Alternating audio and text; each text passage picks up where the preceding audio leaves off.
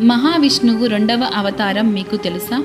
సత్యయుగంలో దేవతలు, అసురులు అమృతం కోసం పాలసముద్రాన్ని చిలికేటప్పుడు మందర పర్వతం మునిగిపోకుండా ఉండటానికి విష్ణువు ఈ కూర్మ రూపాన్ని ధరించి ఆ పర్వతాన్ని తన వీపుపై మోశాడు. మహాముని శాపం వల్ల దేవేంద్రుడు, దేవతలు తమ శక్తిని కోల్పోతారు. రాక్షసులు బలపడతారు. దానితో దేవతలు విష్ణువుని ఆశ్రయించగా పాలసముద్రాన్ని చిలికి అమృతాన్ని పొందమని చెబుతాడు.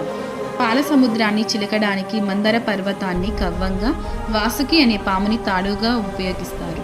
అయితే మందర పర్వతం సముద్రంలో మునిగిపోవడం మొదలవుతుంది. అప్పుడు విష్ణుమూర్తి కూర్మ రూపాన్ని ధరించి ఆ పర్వతాన్ని వీపుపై మోసి పర్వతం స్థిరంగా ఉండేలా చేస్తాడు. దేవతలకు అమృత సిద్ధిని చేకూర్చడం, కష్ట సమయంలో రక్షించడం, సముద్ర మతన కార్యక్రమాన్ని పూర్తి చేయడం ఈ అవతారాన ముఖ్య ఉద్దేశం.